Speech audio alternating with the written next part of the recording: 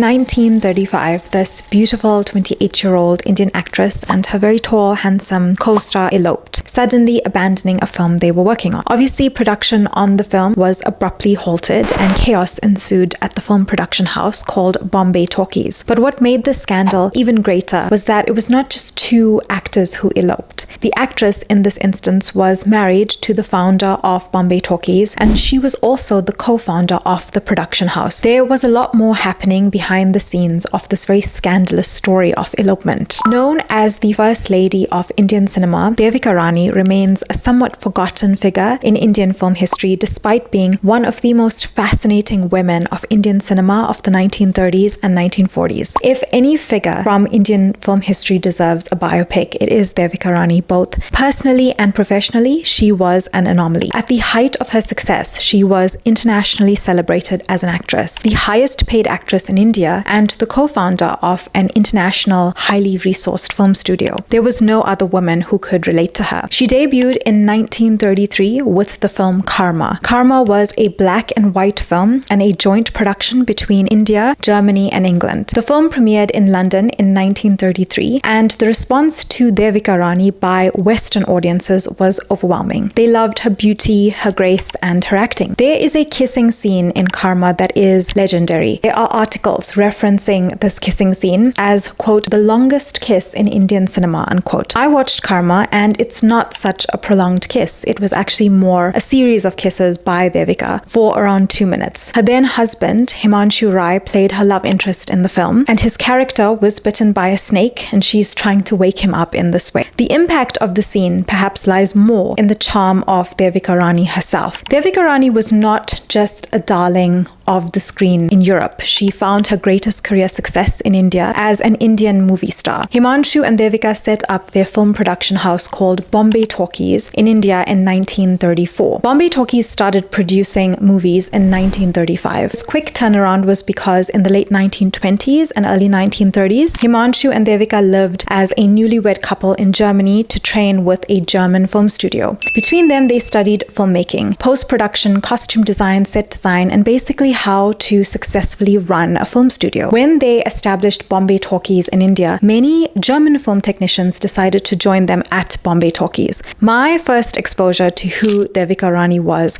happened after I watched the show Jubilee. I would argue that it is the best Indian limited series ever. The show is loosely based on the real-life story of Devika Rani and Himanshu Rai and their pioneering Indian film production house Bombay Talkies in the 1930s. Played to perfection by the stunning actress Aditi Rao Hydari, this character is based on the real-life Devika Rani. Unfortunately, the real-life Devika Rani did not write a memoir, but a lot of her life story can be gleaned through love letters that she wrote to the famous Russian painter Svetoslav Roerich. In the 1940s, after the death of her first husband, Svetoslav and Devika met in Bombay. They had an instant connection. He lived with his aristocratic Russian family, being his parents and his brother, in the Kulu Valley in the Himalayas. Devika and Svetoslav wrote letters to each other for over a year. They had quite a passionate love affair through correspondence. They both allude to their sexual escapades in their letters, and they shared their innermost thoughts with each other. Eventually, in 1945, Devika left the Indian film world behind to marry Svetoslav. Devika became his muse and keeper in a way. He painted many beautiful portraits of her during their life together. In this video essay, I want to talk about Devika Rani and her very unconventional life, from her teen years as the only Indian girl at a British boarding school to her career and life with Himanshu Rai and her years with the Russian roast, that's what the Indian press called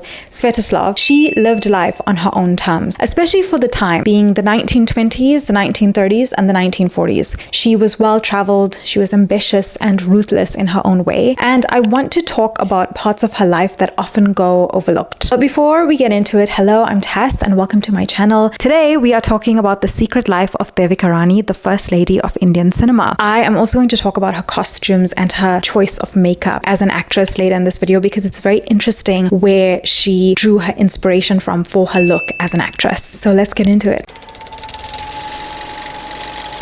Devika Rani was born Devika Chowdhury in March 1908 to a very reputable Bengali family. She was the great-grandniece of Rabindranath Tagore. Because of her more affluent background, she was sent to a private British boarding school in the 1920s. As an Indian teenager in England, she was very isolated, and this forced her to become independent and self-reliant. After she completed her schooling, she continued to live in London and worked as a freelance makeup artist at Elizabeth Arden, doing makeup for older ladies. She met Himanshu Rai at the age of 17. There was a big age gap between them. He was 16 years older than her. Already in his early 30s, Himanshu Rai was ambitious and seemed very much at home in European environments. Both Devika and Himanshu came from more illustrious and anglicized Indian families. Himanshu had a very privileged background as well. His initial reason for traveling to England was to train as a barrister. He had obtained his law degree in India already, but he had this love and passion for acting and the theatre. There were many Indian students and professionals in England in the 1920s and 1930s, and Himanshu was very much a part of that community. He had this uncanny ability to raise funds for film projects through investors or by obtaining bank loans. Himanshu realized that there was a catch to the kind of Indian-focused films that were produced with Western audiences in mind. In order to attract a European audience, India was presented in these films in a manner that was seeped in Orientalism. Think snakes, Maharajas, elephants. Before Devika's debut film in 1933, Himanshu had already produced 2 films and acted in films and on stage. The first film was Shiraz, a 1928 silent film that was a true Indian, German, and British co-production. The second was A Throw of Dice, a 1929 silent film that was an Indian-German production. By 1933, silent films were out and the era of the talkies or films with synchronized sounds were in. Himanshu was immediately attracted to Devika when he met her, and he was eager to launch her in her first film. At first, she was hesitant to become a film actress. There was this perception that, quote, good cultured Indian women, unquote, would never become film actresses. In October 1928, Devika entered into this contract with Himanshu in London. In this contract, she agreed to be under his management company going forward as an actress. Karma was an Indian, German, and British co-production. Karma was Devika's first appearance in a film and Himanshu's last. Himanshu made sure that the film premiered in London in 1933, and more than 400 people attended the event. He even extended an invitation to the King and Queen of England for the premiere,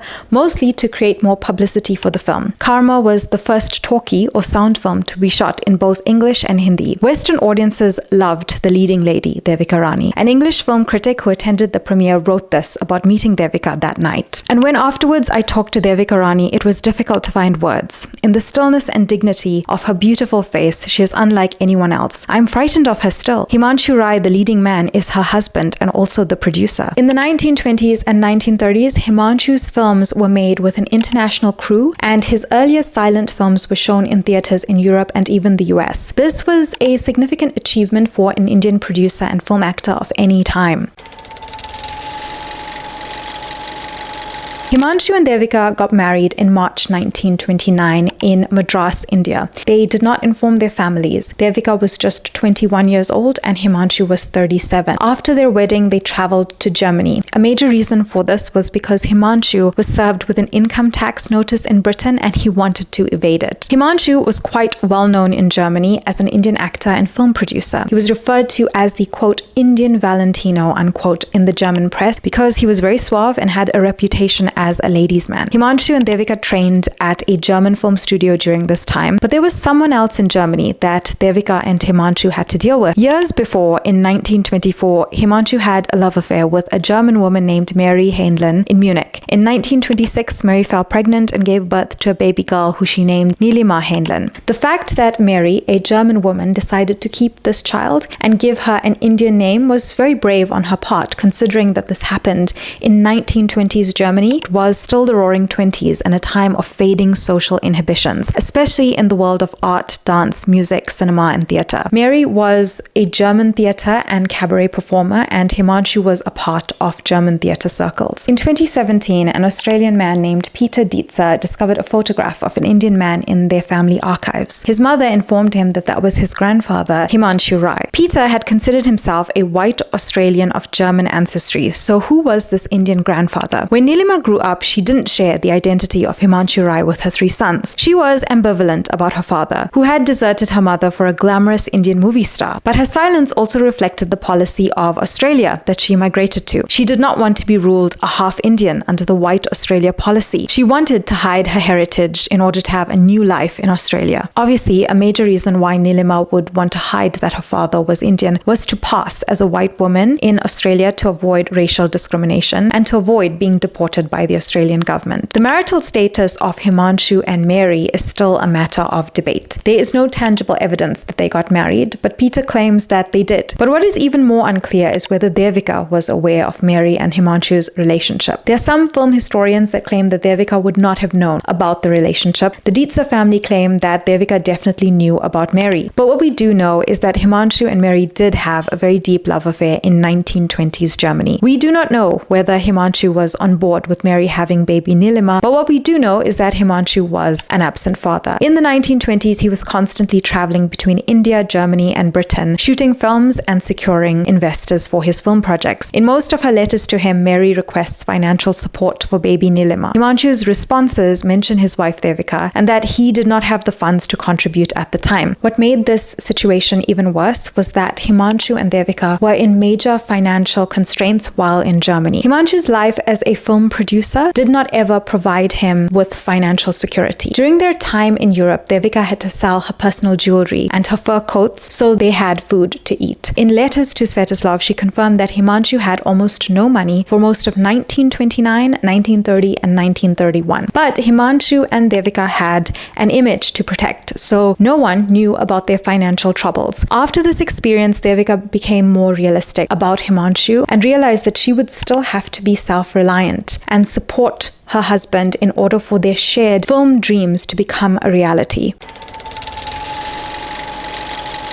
After they returned to India, Devikarani became a very powerful player in a deeply patriarchal Indian film industry. They established Bombay Talkies in 1934, and Devikarani took on various roles at the company: partner, actress, production assistant, and even set designer. She was mentored by Himanshu to take on this role of a professional working woman as well as an actress. This was a very exciting era for film in India. Bombay Talkies produced dramas and comedies that often touched on issues such as the caste system or the role of women in society. Himanshu and Devika were very collaborative with German filmmakers and technicians in particular. They found that because of the British colonization of India, the British were not as eager to collaborate on film projects with Indians as equals. But this was not the case for the rest of Europe. The rise of Bombay Talkies happened in the 1930s, prior to the declaration of World War II. Hitler and the Nazi Party were on the rise in Germany, so many German film technicians left Germany and traveled to India to work at Bombay Talkies for Himanshu and Devika, especially if they were Jewish or if they did not want to create propaganda films for Nazi Germany. For example, Joseph Woschning was a German cinematographer who became a pioneer of cinematography in India. He worked at Bombay Talkies with Devika and Himanshu on many film projects. He left Germany because the Nazi Party wanted the German film industry to create propaganda films for Nazi Germany. There were major political and social changes sweeping through Europe at this time, and this inevitably affected Devika, Himanshu, and Bombay Talkies as well. Bombay Talkies was a world-class film production house. Devika and Himanshu wanted the best film technicians and talent to work for them. They hired British, German, and Indian people. Himanshu and Devika had the foresight to ensure that there were training programs in place at Bombay Talkies for the Indian employees to learn skills directly from their European colleagues. This proved very helpful when World War II was declared, and many of Bombay Talkies' German employees were detained by the British. Running for 20 years and releasing 40 films, Bombay Talkies was one of India's most innovative and highly resourced movie studios. It is credited with introducing the musical narrative structure that characterizes modern Bollywood. There are memoirs available of actresses from the time who shared that Bombay Talkies was the best film production house to work for at that time because everything was very professionally run. The selection of new actors and actresses, grooming them for their debut and training them was a part of the process at Bombay Talkies, and Devika was very much involved in this process. She also insisted that more educated women be employed as actresses at Bombay Talkies.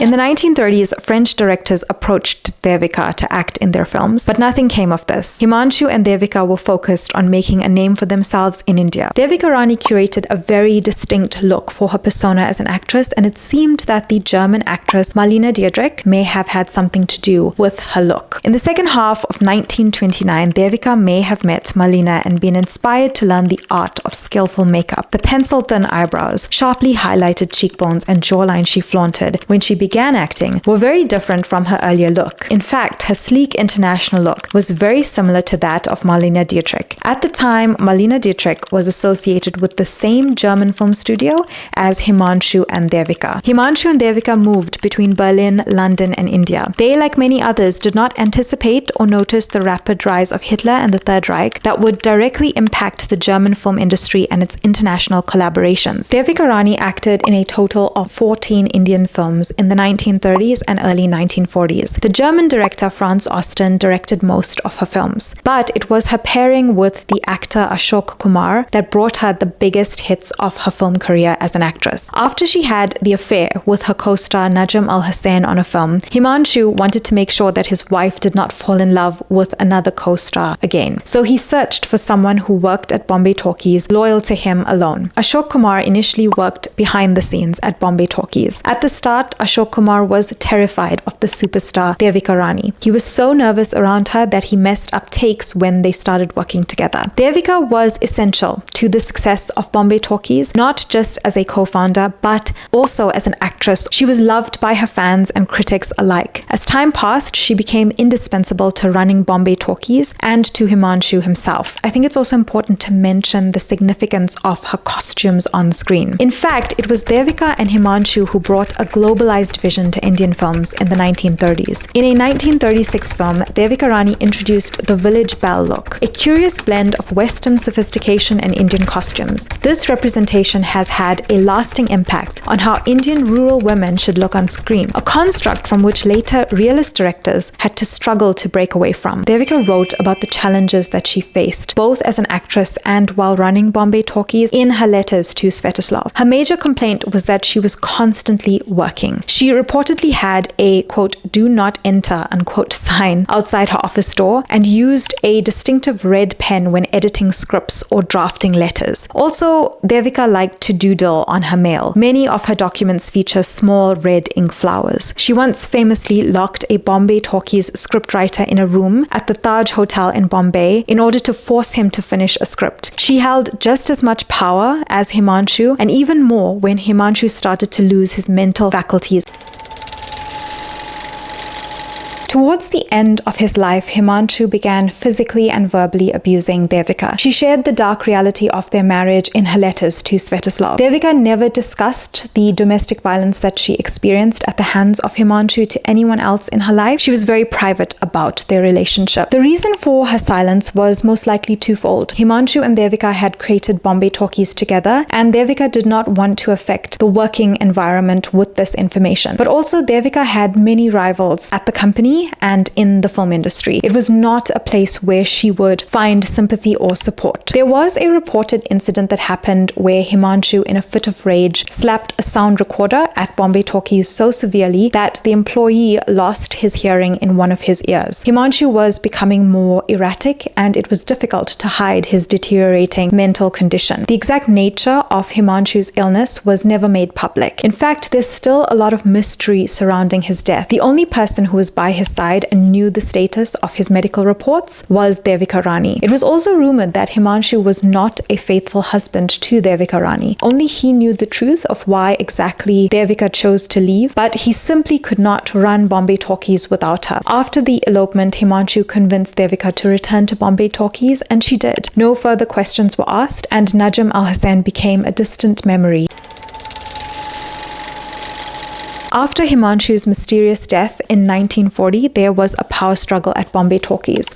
Ultimately, Devika was able to retain her position of power in the company because she had a lot of goodwill with the board. Devika ran Bombay Talkies quite successfully for around 5 years after Himanshu's death. Her salary increased, she received a bonus every year, and she had another rumored romantic relationship with a director/screenwriter at Bombay Talkies named Amir Chakraborty. But she could never trust the people around her. Many men in the industry resented having a woman in charge and tried to undermine her. In an effort to have her fail, her rivals would try to sabotage the screening of her films at different theaters. She also had to deal with actors and employees who resigned, leaving Bombay Talkies for rival film production houses, despite Bombay Talkies investing in them since the start of their career. Devika was obsessed during this time with running Bombay Talkies and making profits. But when Devika met Svetoslav Roerich, she wanted to leave the film world behind. By then, she was in her mid-30s and she wanted a change. In anticipation of her departure from Bombay Talkies, she successfully sold her shares in the company to ensure her own financial independence. In 1945, at the age of 37, she resigned from Bombay Talkies in order to start a completely new life.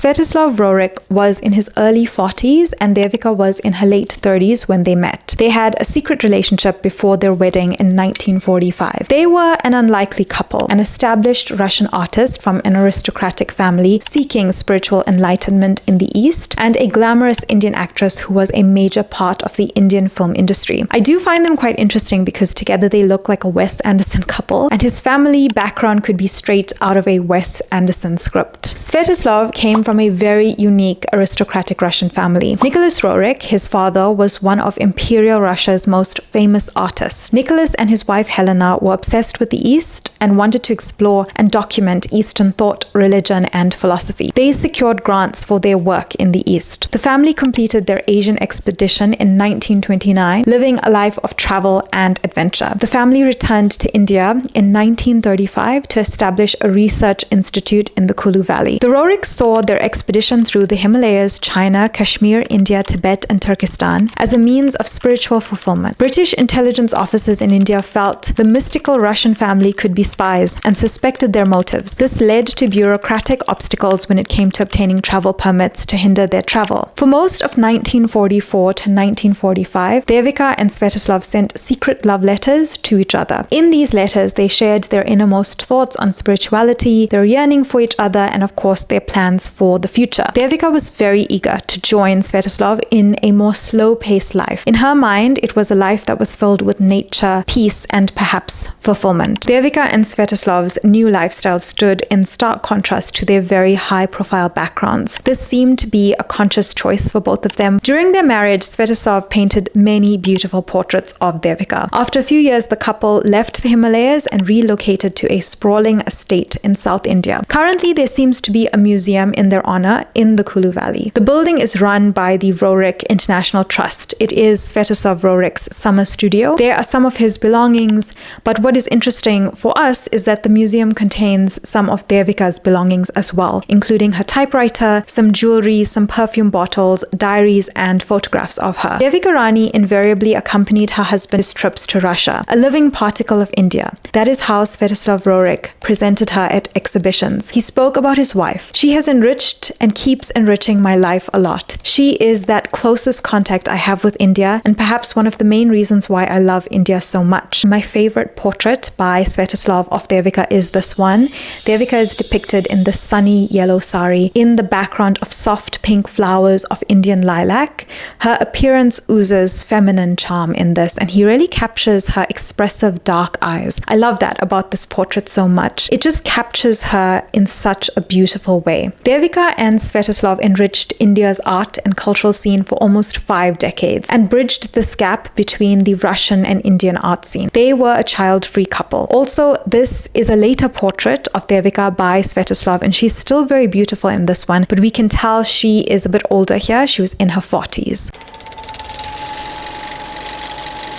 In 1969, Devika Rani was the first ever recipient of the Dadasaheb Phalke Award. This award has become one of the highest honors to receive in Indian cinema. The award recognizes those who shape the Indian film industry in profound ways. Devika Rani died in March 1994. Sadly, both Devika and Svetoslav suffered from ill health during the 1990s, and there were many allegations of theft of their property and belongings during that time. After the death of Svetoslav and Devikarani, there was a legal battle for their sprawling 468-acre estate in southern India. Finally, India's Supreme Court ruled in favor of the Karnataka government, who claimed ownership of the estate. I want to recommend this book to you guys. While doing my research on Devikarani's life and work, I read this book titled The Longest Kiss, The Life and Times of Devikarani by Kishwar Desai. The author had access to thousands of Devikarani's letters and administrative documents and the financial records of Bombay Talkies. This information was included in this book to give the reader a very comprehensive insight into Devikarani. I would highly recommend this book if you also want to understand the fascinating setup of Bombay Talkies and the Indian film industry in the 1930s and the 1940s. It is an exceptional book. I'm going to be doing a review and analysis of every episode of Jubilee on Prime Video, so please do subscribe if you guys want to follow along for that. I want to talk about the figures in history and the incidents in history that they reference in the show. It's loosely based on real events and real people. I hope you guys enjoyed this video, and I'll see you in the next one.